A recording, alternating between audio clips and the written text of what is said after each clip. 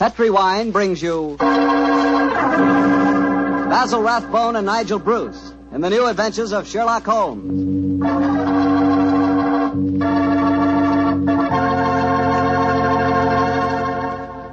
The Petri family, the family that took time to bring you good wine, invite you to listen to Dr. Watson tell about an exciting adventure he shared with his old friend, that master detective, Sherlock Holmes.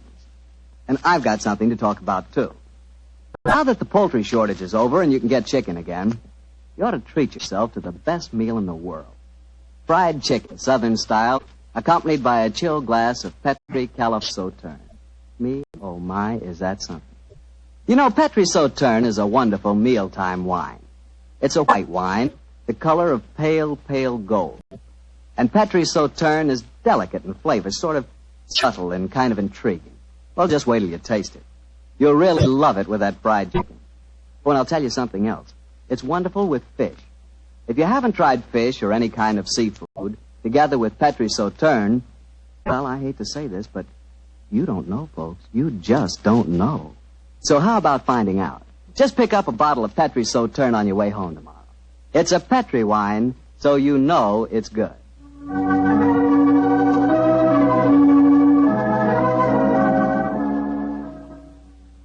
And now let's see if our old friend Dr. Watson's expecting. He's out on the patio. Dr. Watson? Here I am, Mr. Bartell. Sit out here this evening, my boy. Oh, swell idea, Doctor. It certainly is a beautiful night. It certainly is. Draw up a chair and make yourself comfortable. That's it. You care for some of my tobacco? I think I'll stick to a cigarette, thanks. Well, Doctor, all ready for tonight's adventure? Yes, Mr. Bartell, I'm all ready. And a strange story it was. A very strange story. How did it begin? Stormy December night in 1900 with the rain pelting against the Baker Street windows? Or perhaps with you and the great Sherlock Holmes rattling along in a cab beside the foggy waterfront chasing some desperate criminal? You make quite a good storyteller yourself, Mr. Bartell. No. The adventure, I tell you, took place many, many thousands of miles afield from our Baker Street headquarters. To be exact, in the Indian city of Parbutipur, about 200 miles north of Calcutta. It must have been a mighty important case that made you both travel that far. It certainly was, my boy, yes. It was announced in the summer of 1894, I remember, that Holmes received an urgent summons from the Maharaja of Parbutipur. After 5 weeks at sea, we reached Calcutta, and a few days later found ourselves on the veranda of our hotel in Parbutipur. As we sat there talking to the Maharaja's brother, Rabat Singh, we could hear the faint throb of native drums and the haunting wail of an Indian lute coming from the bazaar. And so, gentlemen, I thought that before I took you over to my brother's palace, I would tell you something of the problems that beset him. An excellent idea, Mr. Singh. Yes, indeed, sir, particularly as you've just told us your brother, the Maharaja, is not in the best of health. Just so, Dr. Watson. Interviews tire him, and in any case, his command of the English language is not so extensive as mine. And now, sir, the problem, if you please. As to the exact problem, Mr. Holmes, I am not completely informed. My dear brother has not seen fit to confide his entire troubles, even to me. In fact, until your arrival yesterday, I did not even know that you had been sent for. But I can tell you that his worries are centered on the safety of the white elephant of Parbutipur. White elephant? Excuse me. But possibly you are not aware that white elephants actually do exist. Oh, yes, though I understand that they're extremely rare. Oh, extremely, Mr. Am I right in thinking that in the East, a white elephant is considered sacred? Quite right. Pray continue, sir. Well, in 1750, the first white elephant was presented to my great-great-grandfather, and with it came a legend. The legend that the Maharaja's rule would be happy, healthy, and successful only as long as the elephant flourished. If the animal were to die, then the reign would come to an end, and the Maharaja was doomed to a sudden death. Mr. Singh, who was responsible for the origin of this legend? Oh, a good and wise man who traveled from the mountains beyond Nepal. He it was who brought the first elephant to my great-great-grandfather. And how has the legend worked out in actual practice, sir? Its prophecies have come frighteningly true, Dr. Watson. Oh? The first elephant was killed by his mahout, his own keeper, after my illustrious ancestor had dismissed the man for incompetence. A week later, my great-great-grandfather was himself killed in a native uprising. And so it has gone on, gentlemen, since then. Amazing, simply amazing.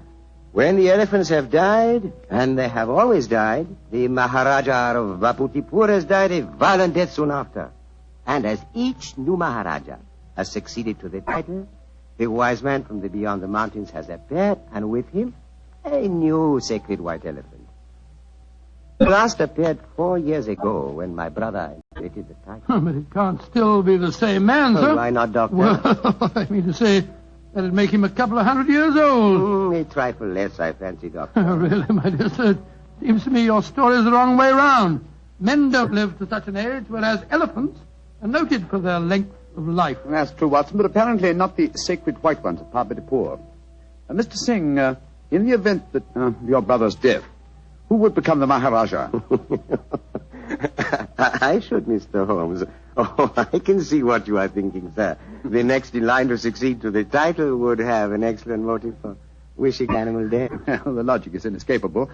The thought had no personal implications, I assure you. Well, I'm very anxious to see this fabulous animal. The sacred white elephant is never seen except at the yearly festival that celebrates another anniversary of the Maharaja's rule. So the animal is only seen once a year, eh? Yes, Mr. Holmes. And when is the next anniversary, may I ask? In 2 weeks' time. Oh, our arrival seems to have coincided very nicely with the ceremony. Yes, Watson, a fact that I'm sure is not coincidental.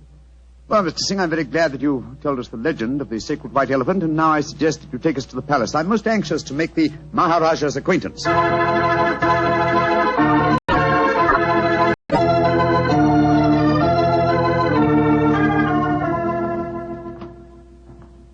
This is the council chamber, gentlemen. If you will wait here a moment, I will go and see if my brother is well enough to receive you. Very well, sir.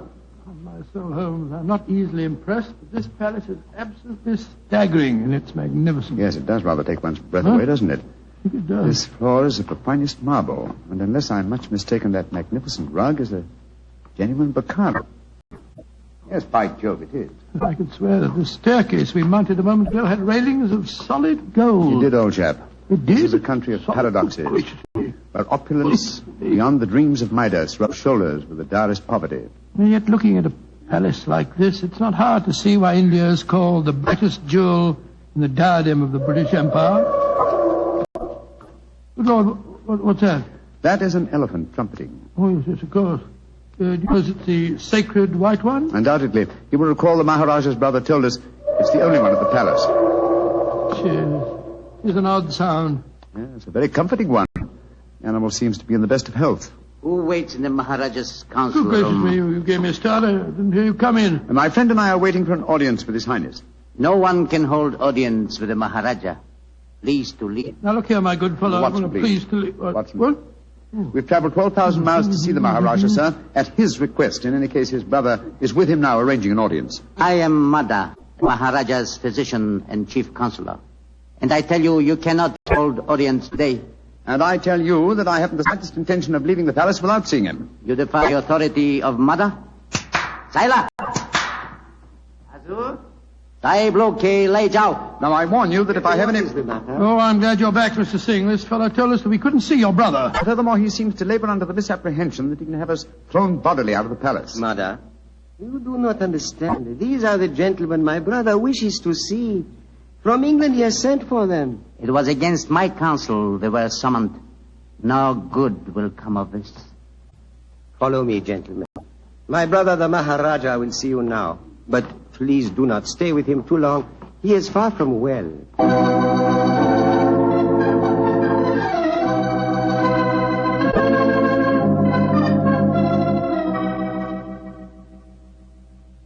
Mr. Sherlock Holmes, Dr. Watson, I'm so happy you have arrived here safely.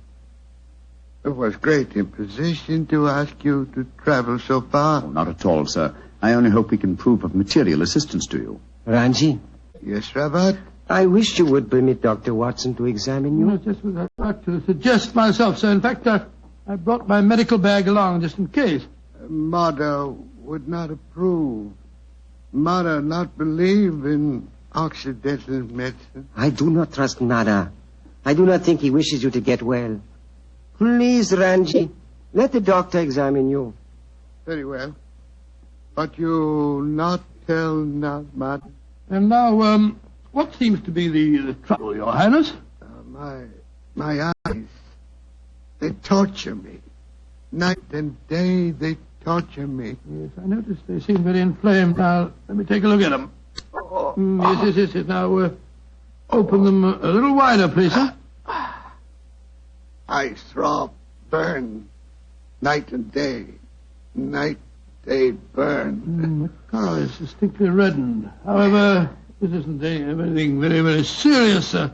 What you're suffering from is a case of what we call conjunctivitis. What you do relieve pain, Doctor? Oh, some eye drops will give you relief in no time, sir. I have some here in my bag. Oh, thank you. Thank you. Perhaps medicine will help. Yes, I'm sure it will, sir. Here you are. Now, this small bottle and an eyedropper. This is an eyedropper. Just put a few drops in the corner of each eye, and I'm sure that you'll get some relief in no time at all. Thank you, Dr. Watson. You think there is nothing seriously wrong, Doctor? Mother gave it as his opinion that my brother's eyesight was in serious If you danger. pardon my saying so, I think it more likely that my medical knowledge exceeds his. I can assure you there's nothing seriously the matter with your brother's eyes, sir. I'm happy you say so. Now you will please excuse me while I take medication and rest a little. We discuss my problems later. Quarters already prepared for you in palace. You do not mind, Mr. Holmes? Not at all, sir, though in the interim I should like to employ my time to the full by inspecting your sacred white elephant. No, that I cannot allow. I must talk to you first. I think, sir, you will do well to give me permission to see the animal. I already have my suspicions as to your reason for bringing me here, and it will be best if I'm completely informed when we have our discussion. Very well. Can do no harm. Here. Take Ring. Show Ring to Sucro. He's keeper of animal. Sucro will let you into Elephant House when he sees Ring. Thank you, sir. And please rest comfortably. I'm sure that your worries are nearly at an end. Come on, Watson.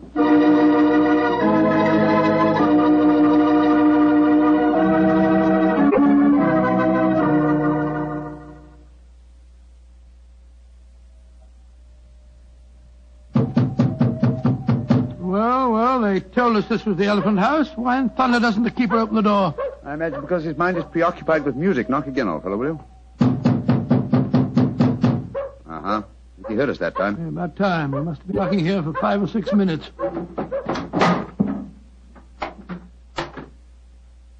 Salam, sir. Here, mother. Parahati tekniko asti. Tum dekni ne sekta. Ja. Maharaja side. Kumko asti mafikio. Potato sab. Either. Holmes, the Maharaja's ring certainly seemed to do the trick. He didn't want to let us in until you showed it to him, did he? Good and faithful servant, our friend Sucro. Here, kutai. Here. Hati, parkir. Here. Kasamapik. Nejutai sab. What's happened, Holmes? The white elephant has disappeared, Watson. Disappeared? That's ridiculous. Elephants don't just disappear. Tiakari sab. Maharaja side kibolo. Kali umkabolo. Potato sab. Potato. Where's he going? I told him to go to the Maharaja and give him the news. But he was to tell it to no one else. But, Holmes, this is ridiculous. We heard the animal trumpeting here less than half an hour ago. How can an elephant be spirited away in that amount of time? That's what we have to find out, my dear fellow. I've often heard the Indian rope trick. Now we have a first-hand opportunity of solving a new mystery, the problem of the disappearing elephant.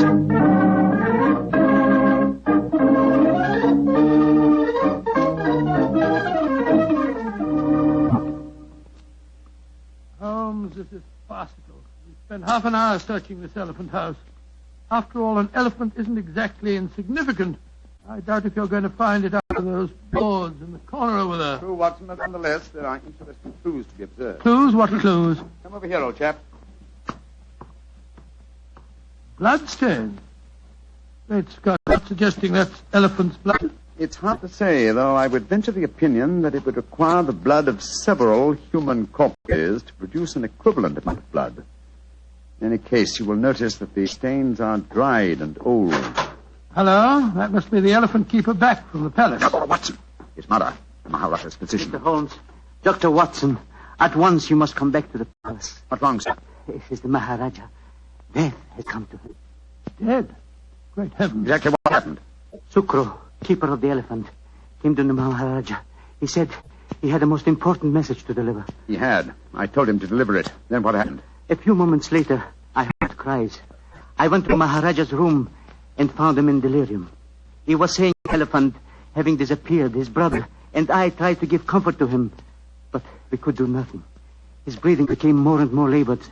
Finally, it stopped altogether. So the doom of Parbotipur is fulfilled once again. The elephant is gone and the Maharaja's reign is ended. Come on.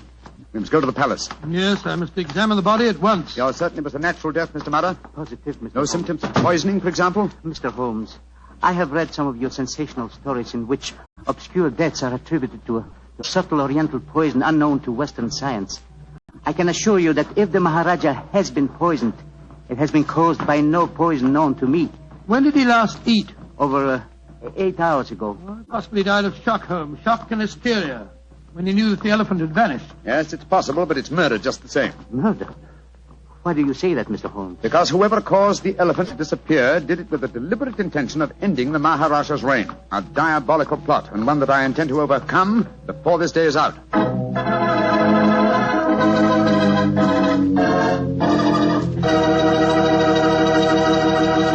Dr. Watson's story will continue in just a second, so all I'm going to say is, if you like a swell red wine with your dinner, well, then you should know about Petri California Burgundy.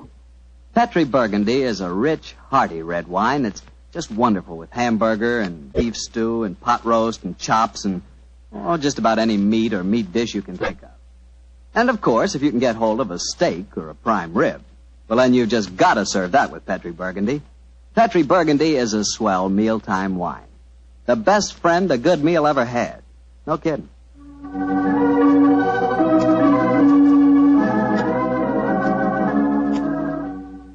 And now back to tonight's new Sherlock Holmes adventure, the case of the Vanishing Elephant. Tell me, Doctor, did you examine the Maharaja's body? Yes, of course I did, Mr. Bartell. Holmes was convinced that the Maharaja had been murdered, but I could find no trace of foul play. After my examination, I joined Holmes in our quarters, and I gave him my opinion. Found out anything? Looks like natural death to me, Holmes. No traces of poison? None that I could see. Of course, it's hard to be certain without an autopsy. Did you suggest one? Yes, but the new Maharaja won't hear of it. It's against their religion, apparently. Yes, I was afraid of that.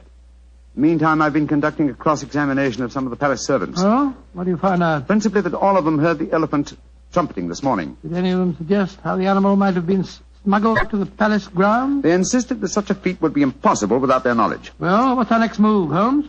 To interrogate the one person who I'm sure can give us the true story of the elephant's disappearance, its keeper. Remember, we haven't seen him since he took the message to the palace. I suggest we return to the elephant house and have a persuasive talk with him.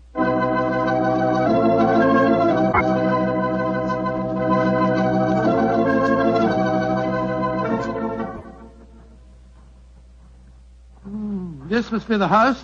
The only one that's near the elephant pen. Ramshackle-looking place, isn't it? Extremely. Sukro! Sukro! Don't tell me that he's vanished, too. This is beginning to get on my nerves. Oh, no. Sukro! I think under the circumstances, we'll take the liberty of entering. Sukro! Look, Holmes. Look on the floor. We're too late. Good Lord. What a horrible sight. His throat's been cut. Obviously another murder. He knew the secret of the vanishing elephant. Let's have a look around. Sukro was quite a musician. Look at this weird assortment of instruments. Native lute. We heard him playing that today as we approached the elephant house. What's this? It looks like a sort of giant megaphone. A musical instrument of some kind. Observe the mouthpiece here. Let's see what kind of noise it makes. Great Scott. The instrument sounds exactly like an elephant trumpeting. Of course.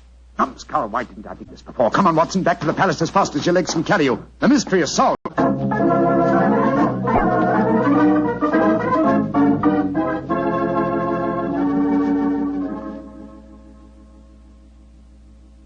You say you you have solved the problem of the missing elephant, Mr. Yes, Holmes? sir. And also the cause of your brother's death and Sucro's murder. Indeed.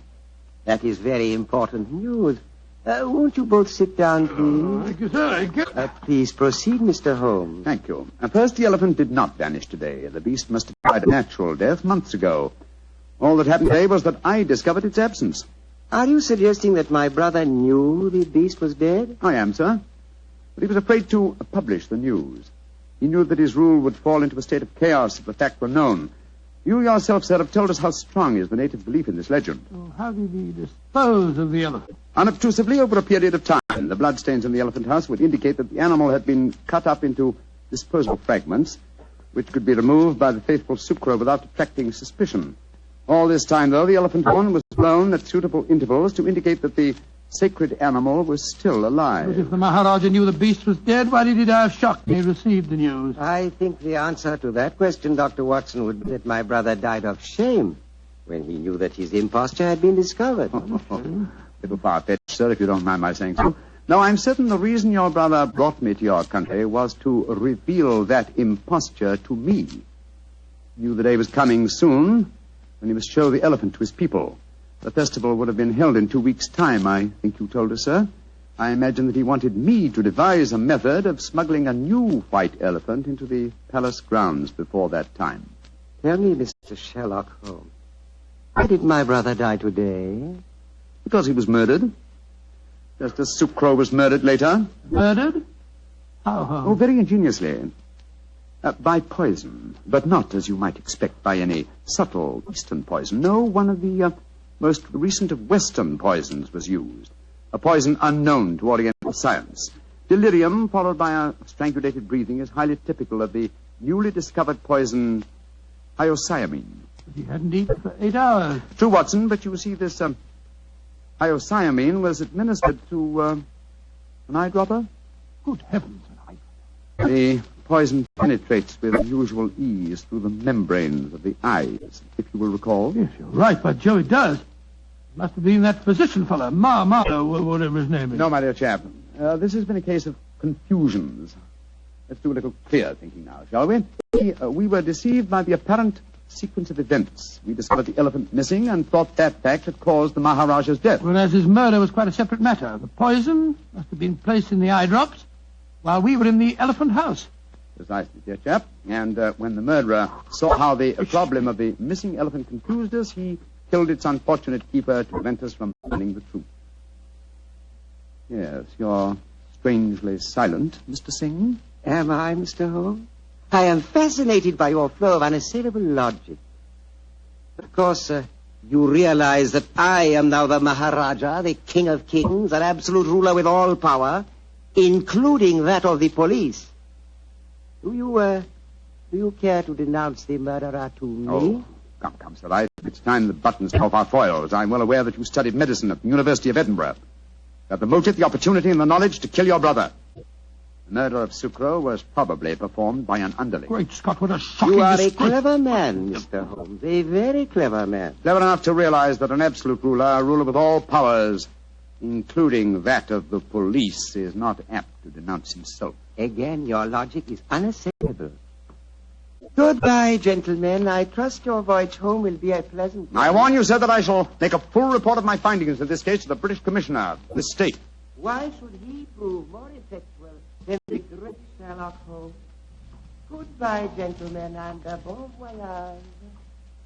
Filthy murderer. Makes my blood boil to think that he can't be brought to justice. He can, and he will be.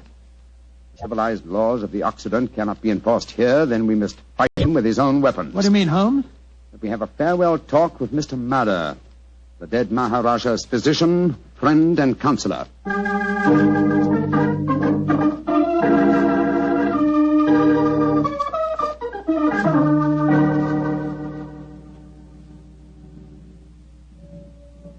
But this is a terrible story you have told me, Mr. Holmes. My beloved ruler murdered by his own brother. Yet he cannot be made to account for his crimes. He can be, sir, if you will help Mr. Holmes. Of course I will. What can I do? Try and obtain the eye drops before they're destroyed, will you? Have them analyzed by a Western scientist and forward the reports to me in London. I'll take the necessary action. I will try to do that, Mr. Holmes. But if I fail, there is one other way I can avenge my master's death. In a few weeks, the new Maharaja will be enthroned. I understand you, sir. The wise man from beyond the mountains of Nepal will bring a new white elephant. Perhaps an elephant that will not live very long. You understand me perfectly, Mr. Holmes. I can promise you that the elephant will die in a very short time. And with it, the new Maharaja, my master, shall be avenged.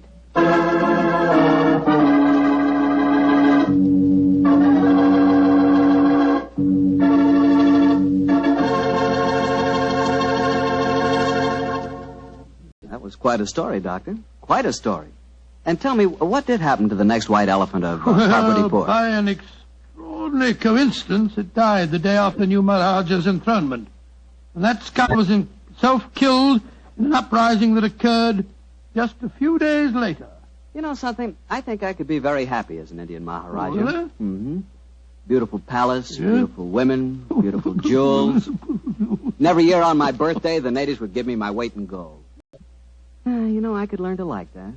That is, if I tried. Yes, and every week you'd speak to your subjects over the radio and tell them all about Petri wine. Oh, now, wait a minute, Doctor. I don't always talk about Petri wine. That's right. You don't always talk about Petri wine. You've got to sleep sometime. All right, go on. Kid me about it. But Petri wine is worth talking about. After all, what other wine has the tradition behind it that Petri wine has? Don't forget, the Petri family has been making Petri wine for generations. Since way back before there were electric lights and telephones and things like that. They've been making Petri wine since the 1800s and handing down from father to son, every bit of valuable knowledge and experience. There's no doubt about it. The Petri family really knows how to turn luscious grapes into wonderful wine. That's why you can't go wrong with a Petri wine. Petri took time to bring you good wine. Well, Doctor, how's about giving us a clue to next week's story? Next week, Mr. Bartell, I'm going to tell you an adventure in which I'm afraid I didn't exactly cover myself with glory, shall we say.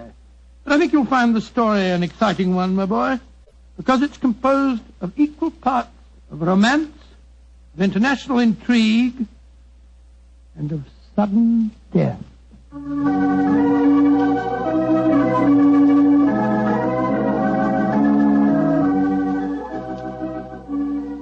Tonight's Sherlock Holmes adventure is written by Dennis Green and Anthony Boucher and is based on an incident in the Sir Arthur Conan Doyle story, The Engineer's Thumb. Mr. Rathbone appears through the courtesy of Metro-Goldwyn-Mayer and Mr. Bruce through the courtesy of Universal Pictures, where they are now starring in the Sherlock Holmes series. The Petri Wine Company of San Francisco, California, invites you to tune in again next week, same time, same station. This is Harry Bartell saying goodnight for the Petri family. Sherlock Holmes comes to you from our Hollywood studios. This is the Mutual Broadcasting System.